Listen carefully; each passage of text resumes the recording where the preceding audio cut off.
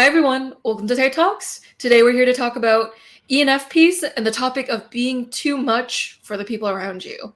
And so I find a trend among ENFPs is they talk about their fear or insecurity around being too much for another person. Let's dive a little bit deeper into this topic. And so, Anne, could you introduce yourself briefly for people who are new to you? I am an ENFP, Enneagram 7, and came to know the community through videos from Heidi first, through an algorithm, and then connected to Joyce, and Joyce was able to type me. So this is my first time to interact with other people in the community and kind of move out and get to meet people.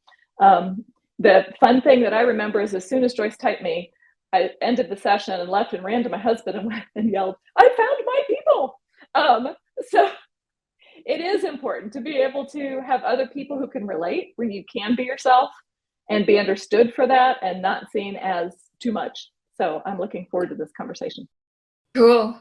When it comes to typing sessions, they're there to help triangulate with you, your type. So Anne already had an idea that she was an ENFP, and so it was additional confirmation that, yeah, other people are also seeing it too. I'm not necessarily typing people. I'm just letting them know what I see based on their answers and then talking with them and then arriving at a best fit type with them. So, and Allie. Thanks, Joyce, and thanks for having me. So my name is Allie or Allison. They're both fine. And so I've been meeting with Joyce for maybe a few months. And this particular topic of conversation, like being too much, is so like here for me. Like from like literally early childhood, it's just so here. I was psyched when I saw the topic for today. So I'm super excited to be with you guys and talk about this and hear other people's experiences around this. Yeah. Thank you, Allie. And Rebekah? Hi, I'm Rebekah, and I've known I was an ENFP since I was probably about 11 or 12 when I was first introduced to MBTI and started reading books from my local library on it. And I obviously, you can tell I'm kind of shy and awkward. I have social anxiety, and it's my best guess is that it's because ever since I was a kid, even before I knew I was an ENFP, I was too much for some of the other kids, and then some of the backlash from that didn't feel so great. So then it made me kind of second guess everything that I was saying or doing. So yeah, that's a pretty close to home topic for me too. As all the ENFPs nod in unison. The topic of too much is almost as common as the question, I wonder if I have ADHD, even if an ENFP doesn't have it. And they're like, at one moment in their life, they may just have that slight pondering where they're like, it's possible. And so it's a major theme in type, even if they aren't ADHD or even if they aren't too much for the people around you, an ENFP will still have the encounter of people saying that to them or, yeah. So, all right. And so, hi, my name's Joyce. I'm an MBTI Master Practitioner, and I facilitate the instrument in organizations. I coach people, and I also help them on the discovery process of figuring out their best fit type. All right, so ENFPs, I'm curious, can you explain to me why other people see you as too much or why you have the presupposition that you might be too much for others? Where does it come from? Yeah.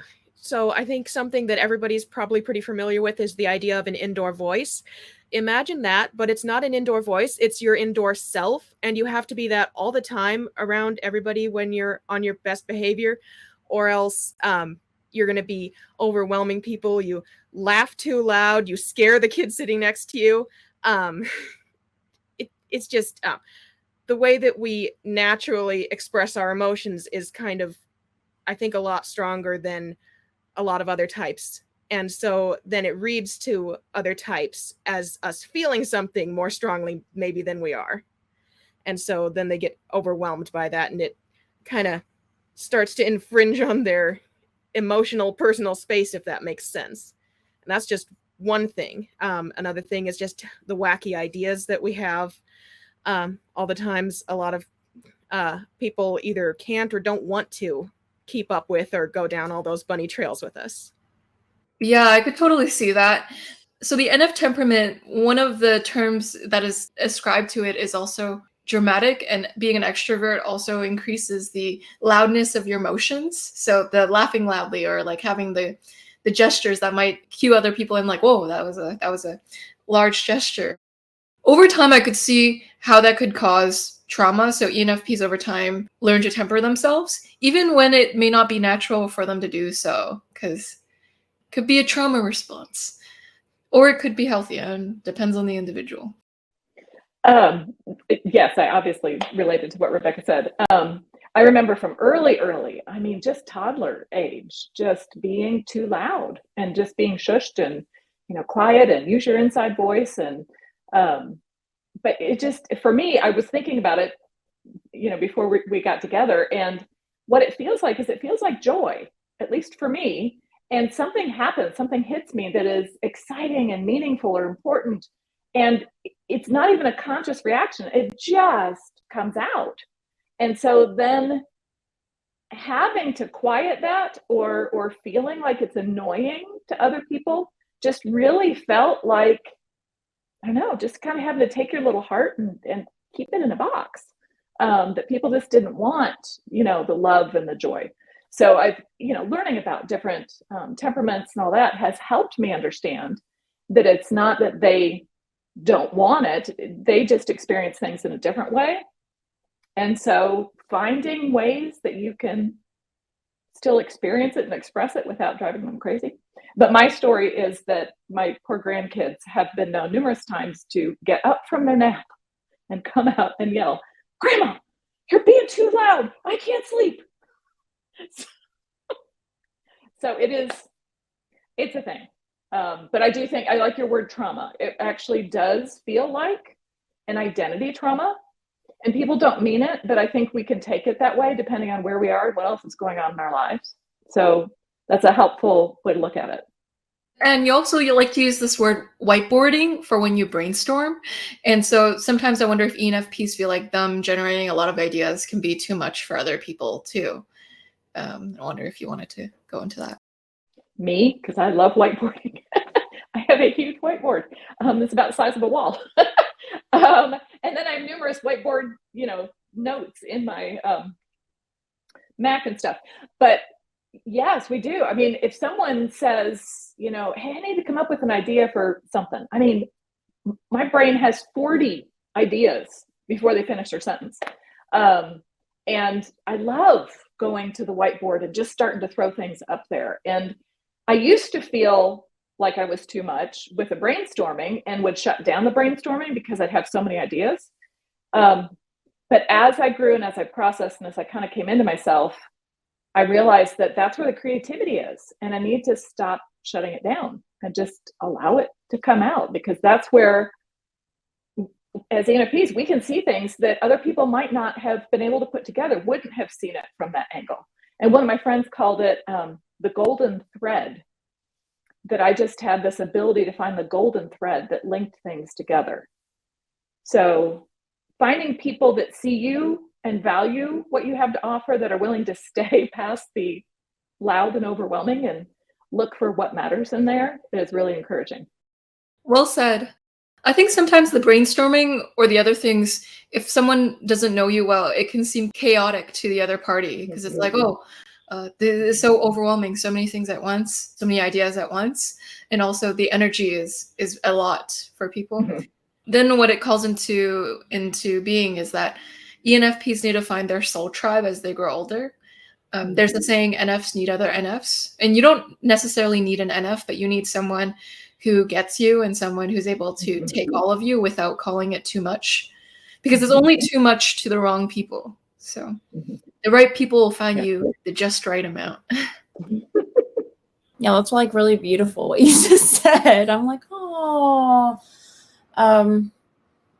Yeah, and I'm feeling that, and that's what I'm trying to find. And I was like listening to Anne and Rebekah, especially like the childhood stuff, like very much also for me resonated. And I don't want to get like super dark with this, but like I was definitely they thought I was like not okay. And so like even my teachers would say like something's wrong with this person. So like when I was a little kid, they actually took me to psychiatric care, got put on medication and stuff. I also do have ADHD, was diagnosed later. So that's actually one of the reasons, maybe a non sequitur, but like I'm moving a lot. I'm trying to be more upfront with the fact that I just move around a lot, or I've been conditioned to kind of like hide some of my stuff literally from childhood. That's one of the things.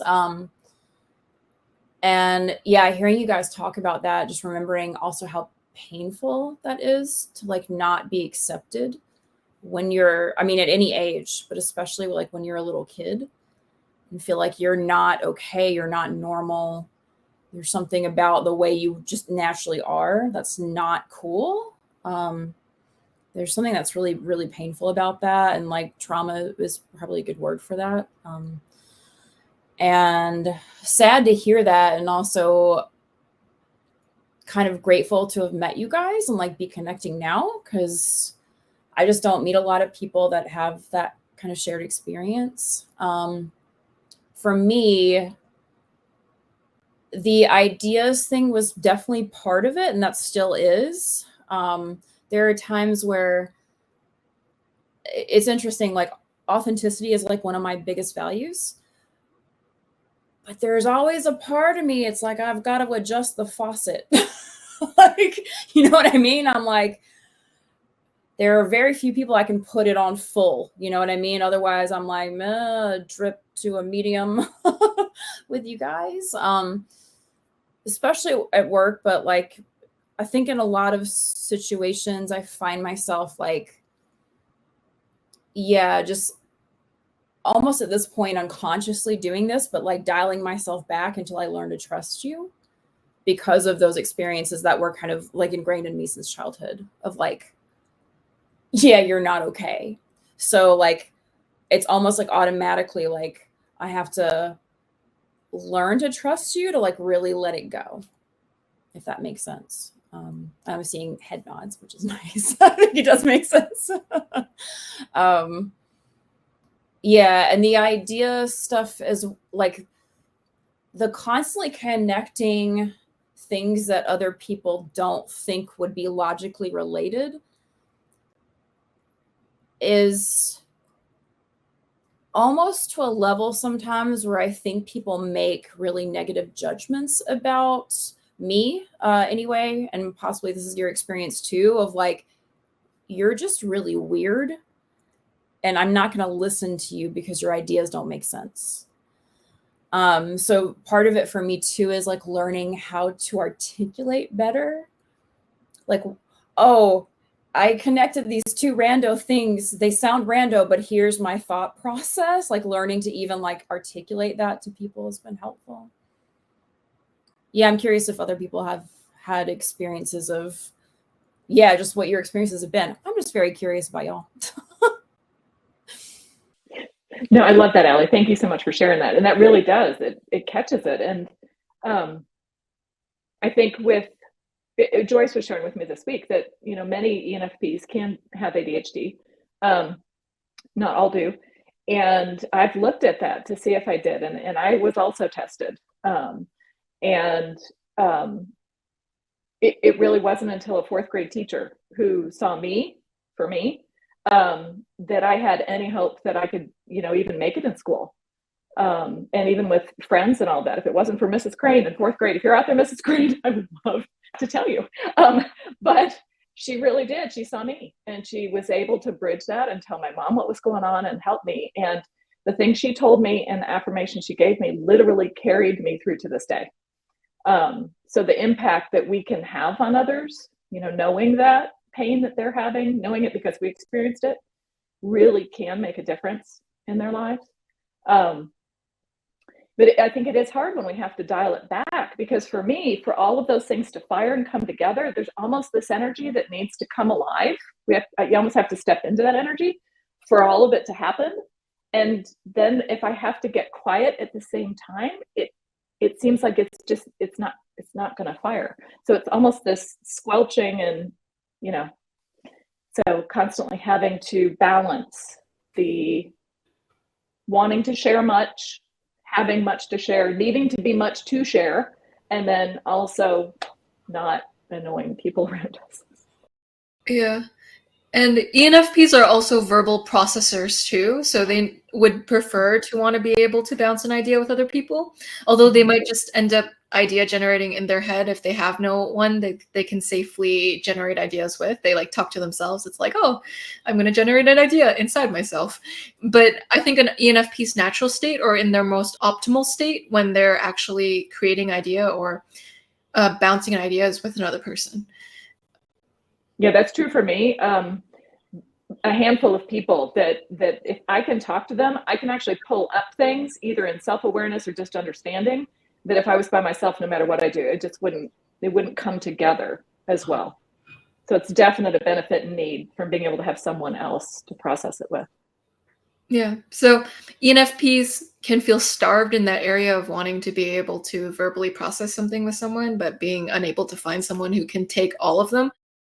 I just want to say, like, I might have told you a little bit about my job, Joyce, but like my boss lets me be very experimental in terms of what I want to do and the ideas that I have. And a new thing that we're doing, because she was like, how can I support you better? I'm like, maybe can you just let me think out loud to you for like 30 minutes? Can that just be like a regular thing where you don't have to respond sometimes. I mean, it's welcome, right? But like, can you just be there while I'm talking out like ideas and thoughts and just like, and we just started doing this and it's so helpful. It was so helpful. Yeah, it's also my experience with really wanting to get into a conversation to figure something out. My nephew's an INTP, so with his introverted thinking, I had to explain to him that when I'm talking to him about if we're figuring out like debating ideas or whatever, I don't know what I think when the conversation starts. I haven't done all that work inside already like he has. This is how I figure out what I think. Yeah, ENFPs are figuring out their opinion as they're talking, and they're not married to it. They're not attached to it as they're generating it, unless it starts to hit on a value. Then they're like, yeah, this is actually an idea I want to hold on to. They're just giving you more ideas to consider, or more things for them to consider as they're speaking it out loud. What are some of the other reasons you feel too much for others? Maybe in a romantic context, if you want to share. I'll just jump in because I literally just had a conversation last night with my partner. So I'm dating somebody new, like a month and a half or something like that, and really like this person and have heard that, literally that phrase, like too much, a lot in the past. And that has also come from like romantic partners. And this person is very chill. I'm not good at typing. I can't tell you his type, but very different energy, very calm, very chill, kind of a homebody more that likes routine. So there are definitely differences. And I think what I said to him last night was, I really have strong feelings for you and I'm really scared that maybe right now you think I'm fun. But at some point, not far from now, you're going to tell me I'm overwhelming or my energy's too much. And I just want to talk about that because I'm really scared about it and I really care about you. And so like we just had this conversation like last night. This is kind of kismet that this group is happening today. Yeah, it's a scary thing. We already talked about like childhood stuff and just like not being accepted for who you are. It's really scary. And with romantic relationships, that's going to like, you're going to just know all about each other. You're going to see all the good things and bad things about each other as you get closer to somebody. And it does feel scary for me. Yeah. It's very self-aware and brave of you to share how you feel to the other person. So kudos to you. Yeah. Thank you. You're practicing the vulnerability you teach to others. So practicing what you preach. Really seeing the authenticity as a value for you. Anyone else? I relate very much to that. My husband and I celebrated our 36th wedding anniversary this week. And you pretty much described him. He is an INTP. And very similar. I'm sure they would not be the same person, but INTPs and ENFPs can get along very well together. We have a number of things that we can overlap in and really enjoy. And I have asked him numerous times, do I annoy you? Am I too much? Because I'll run into it with other people and I come home and it's like, am I annoying you? And you just have been nice and not told me. And he thankfully has been able to explain that no, he sees it as me, as part of me, and he doesn't receive the energy. It doesn't disturb him. And he sees it as me expressing my joy, and he's encouraged by it. And because he's more chill most of the time, it adds a life and a vibrance for him. So, but I think it is important to know that long-term, as you're stepping into it, how they're going to adjust to that. And if they haven't dated an ENFP before, then maybe you find out together. And plus you're a unique person yourself. So, we kind of find out as we go. But I think it is important to find friends and romantic partners that allow you to be who you are when you're with them. And I think that can be a challenge sometimes. And I'm curious, there's something else I've been thinking about, because at first I was nervous. So I'm always nervous to be around people that are really calm and get close to them because I'm like, oh, this might be a thing later. But I'm curious with your husband, because sometimes I'm like, I kind of need to be, I don't want to be a little helium balloon flying all over the place. It might be good to have somebody just tug me down sometimes. A tether. Right. So I'm curious about your relationship with your husband and how the different energies mesh together.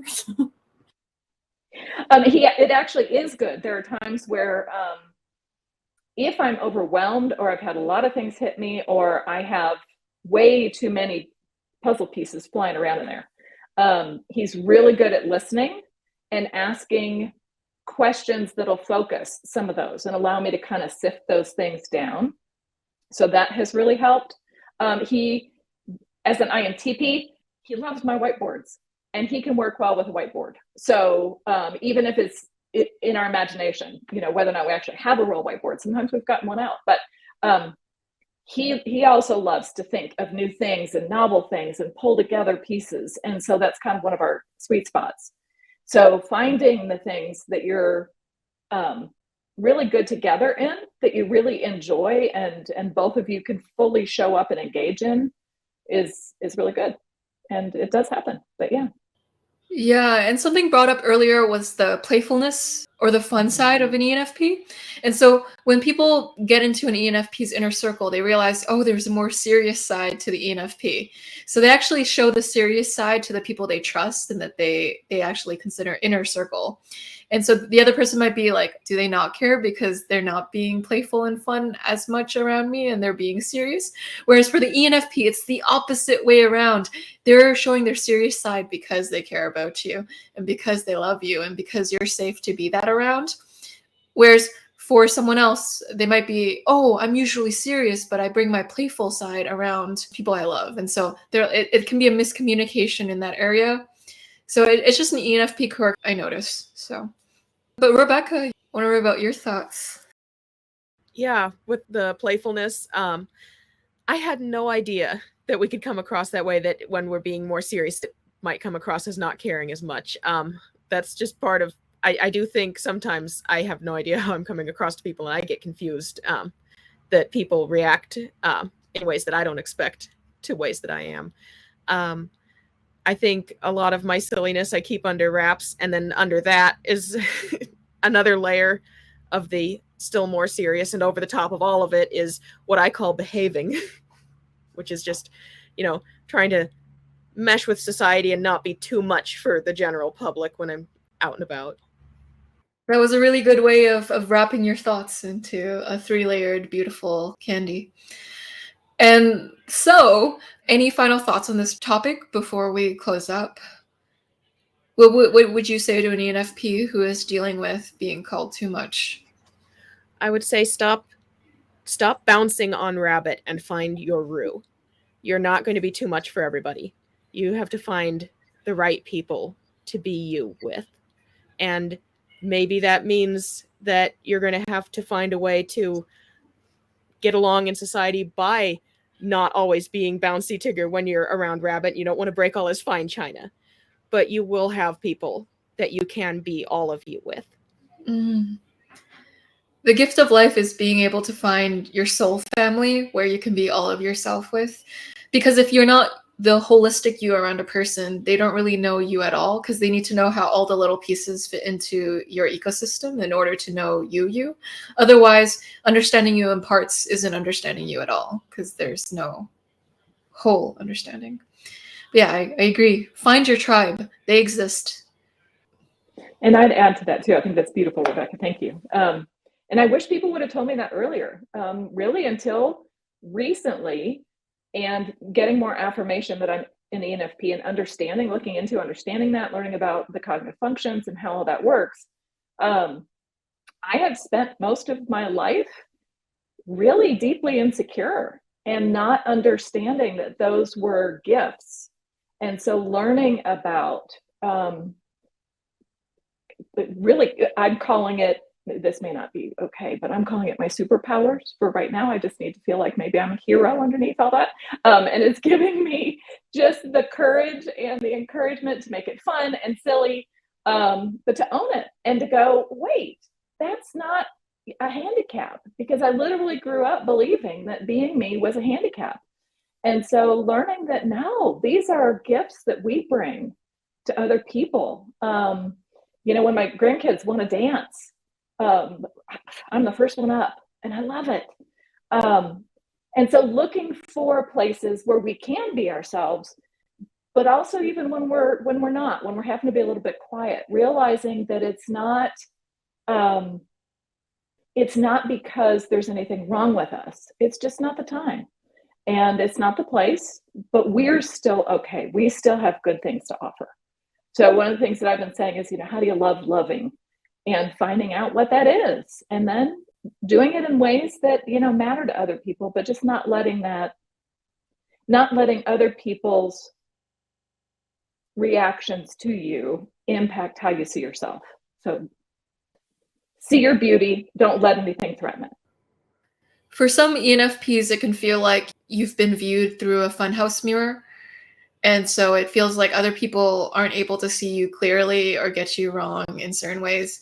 It's like a form of gaslighting where they misinterpret your reality, or they misinterpret the things that you say because your energy is too much or you're too much, and then they take it wrong.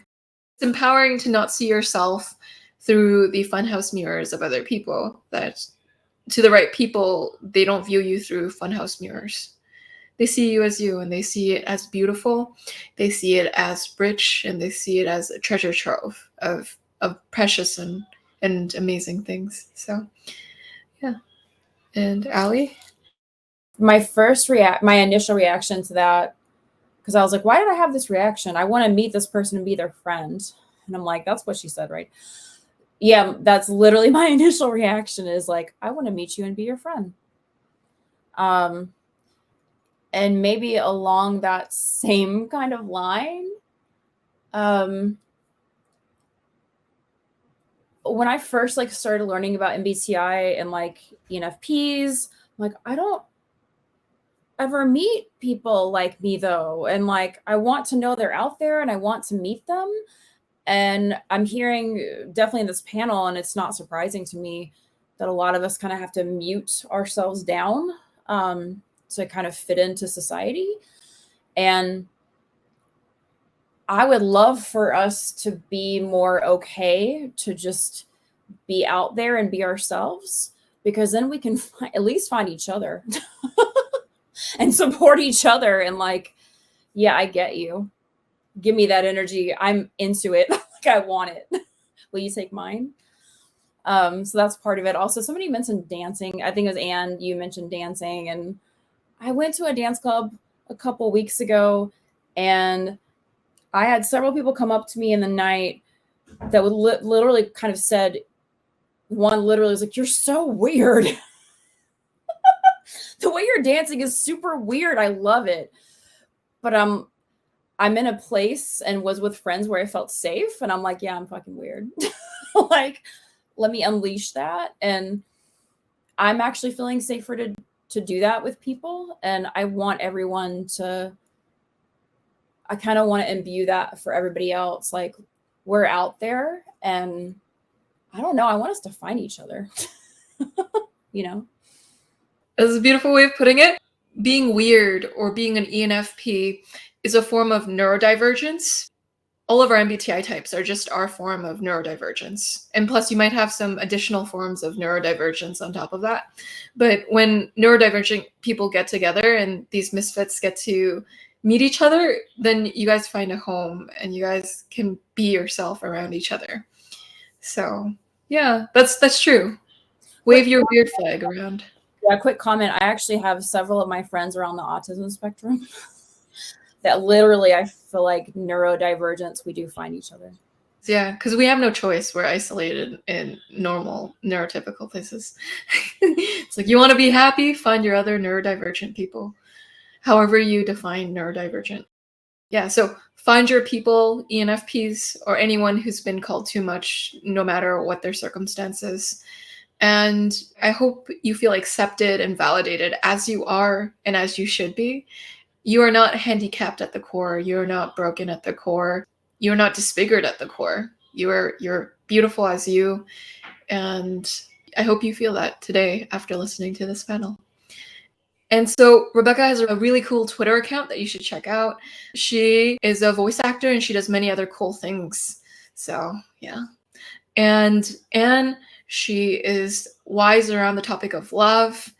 And I feel like everything in life that's worth anything comes down to love. Thank you for embodying that and being a conduit of love.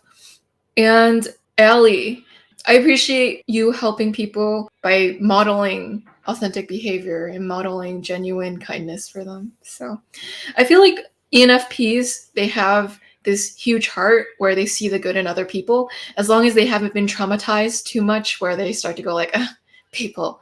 But genuinely, like, I notice most ENFPs, if they're in a healthy state, are like, I see the good in people and I want to tell them that. And so, yeah, I feel like that's something that quite a few of you embody here. And so, yeah. Thank you everyone for watching. I'll see you all in the next episode. Take care. Bye.